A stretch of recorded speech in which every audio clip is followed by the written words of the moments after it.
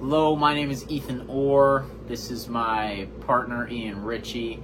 Our debate topic is in favor of the legalization of medical euthanasia and physician-assisted suicide. Awesome, and we'll start right here.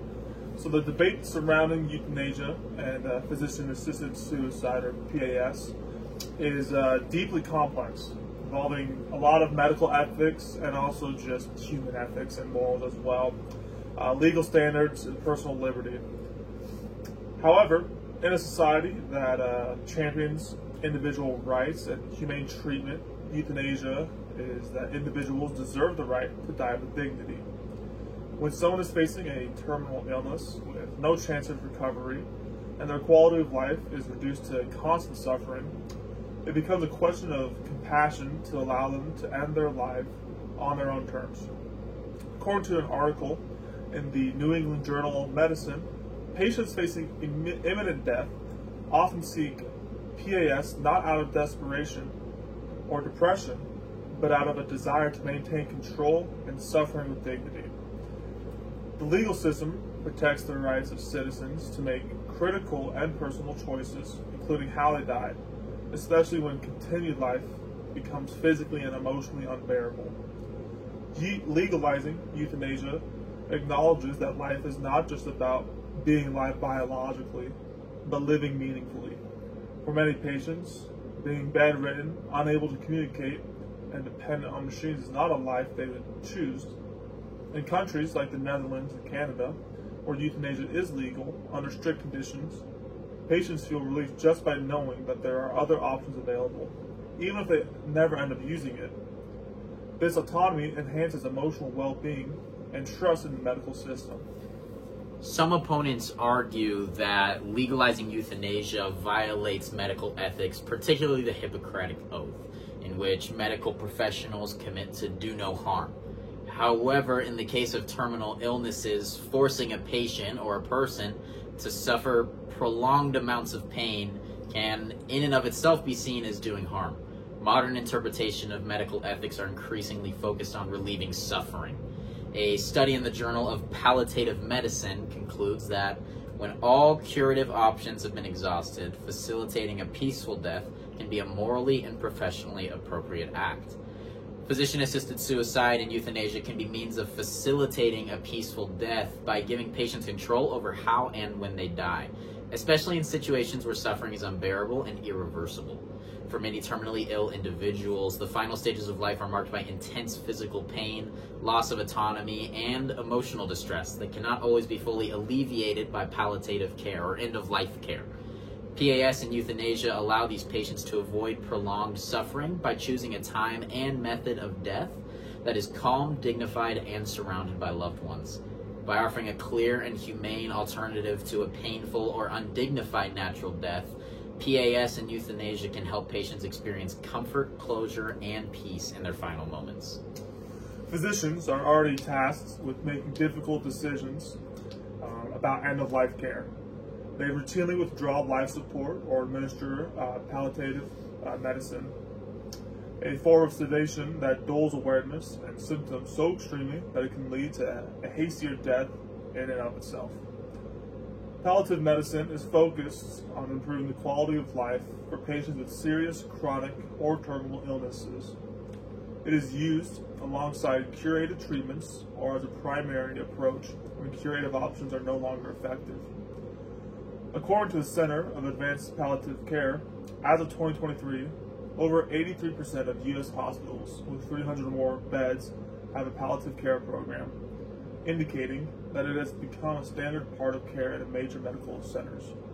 Palliative medicine can be applied when patients are experiencing significant pain, emotional distress, or advanced symptoms related to conditions such as cancer, heart failure, chronic obstructive pulmonary disease, COPD, or neurodivergent diseases like ALS. While hospice care is limited to those with the prognosis of 6 months or less, palliative care can begin at any stage of a serious illness and is not dependent on life expectancy. Legalizing euthanasia simply formalizes a process that already exists informally in many healthcare settings. It also allows for clearer guidelines, stricter oversight, and documented consent, which can prevent abuse and misunderstandings. On top of that, it's important to note that in states where physician-assisted suicide is legal, such as Oregon, Washington, and California, it's been found that the option does not compromise the doctor-patient relationship, which is obviously very important in the process of providing medical care. In fact, it often strengthens the trust between patient and doctor because patients can understand that their wishes are respected.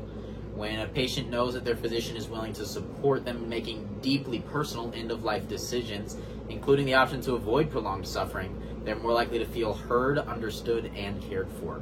In places where PAS is legal, studies have shown that patients often report higher levels of trust in their healthcare providers because they believe their doctors are willing to prioritize their comfort and dignity, even in difficult circumstances.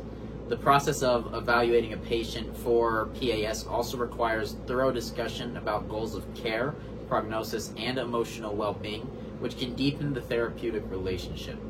Rather than eroding trust, PAS, when practiced with compassion and safeguards, can strengthen the doctor-patient bond by making the patient feel supported instead of abandoned at this very vulnerable stage of their life, usually towards the end of it. Medically speaking, there's plenty of evidence for increased access and legalization of euthanasia and PAS. But on the other hand, there is great evidence provided politically. The legalization of euthanasia and PAS intersects directly with the principles of liberty and limited government. The U.S. Constitution protects the right to privacy, bodily autonomy, and personal decision-making in matters of family, medical care, and personal mortality. In the 1997 case of Washington versus Glucksberg, the U.S. Supreme Court ruled that while there is no constitutional right to PAS, states have the authority to legalize or prohibit it. This decision has opened the door for states like Oregon to pass Death with Dignity Acts, reflecting the federalistic nature of U.S. law. Political scholar Michael Sandel writes in Justice, "What's the right thing to do? That respecting freedom means allowing individuals to make their own decisions about how and when to die, especially when their decisions do not harm others." Obviously, legal framework would be certainly a critical part of the process involved with the legalization of physician-assisted suicide and medical euthanasia. It would need to include clear and strict guidelines to ensure ethical use, to protect vulnerable populations, and to maintain medical integrity. First, eligibility criteria should require that the patient is an adult with a terminal illness diagnosed by at least 2 qualified physicians, with a prognosis of 6 months or less to live. The patient must be mentally competent, able to make informed decisions, and voluntarily request PAS or euthanasia without coercion. Waiting period, typically 15 days, is what's practiced between the initial request and the final procedure, allowing times for reflection and possible reconsideration. Mandatory psychological evaluations are conducted to ensure that the patient is not suffering from treatable depression or repairable injuries. As well, physicians should be required to provide detailed information about the patient's diagnosis, prognosis, treatment alternatives, palliative care options like we've already talked about, and the potential consequences of their decision. In a pluralistic society, laws should not be based solely on religious or philosophical doctrines, but on the rights and freedoms of citizens. While some religious groups do oppose euthanasia on moral grounds, it is not the role of the state to enforce religious doctrines. Instead, legalization would not force anyone to choose euthanasia. It would simply make the option available to those who want it. Exactly. And public opinion in the United States has increasingly shifted in favor of euthanasia and PAS. According to a 2023 Gallup poll, approximately 70% of Americans believe that doctors should be allowed to end a terminally ill patient's life upon request. This reflects growing awareness of end-of-life suffering and societal trend toward respecting individual choice.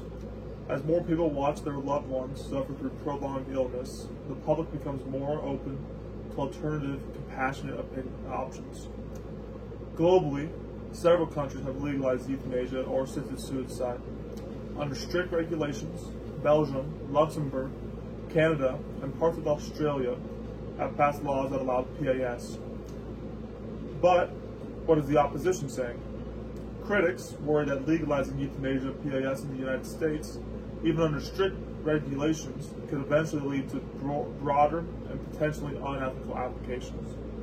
Opponents worry that once euthanasia or PAS is allowed for terminally ill patients who explicitly requested it, society may gradually expand the criteria to include those with non-terminal illnesses, mental health conditions, or even individuals unable to consent, such as children or people with disabilities, similar to the concerns of medically induced abortions.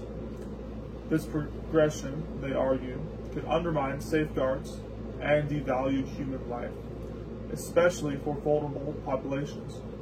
Opponents fear that legal and moral boundaries will erode over time, making it harder to control how and when euthanasia is used. According to an article in the Lancet, countries with legalized euthanasia report no increase in non-voluntary deaths and no evidence of a slippery slope feared by opponents. This indicates that when regulated properly, euthanasia laws do not lead to widespread abuse, but instead provide a safe and structured way to help those who are suffering. In addition, these laws often require that patients must be mentally competent and have a prognosis of 6 months or less to live. Safeguards like mandatory psychiatric evaluations and family consultations are built into the legal processes, ensuring that only those who truly need and qualify for euthanasia can have access to it.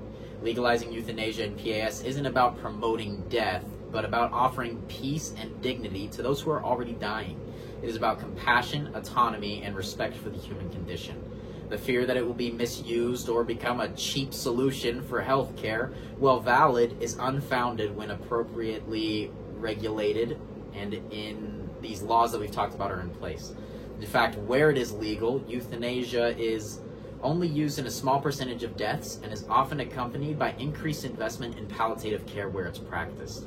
As noted in Health Affairs, countries with legalized assisted dying consistently invest more in hospice and end-of-life or palliative services, creating a more holistic end-of-life care model. This means that legalizing PAS does not replace other types of care, it often complements them, offering patients more choices and more support.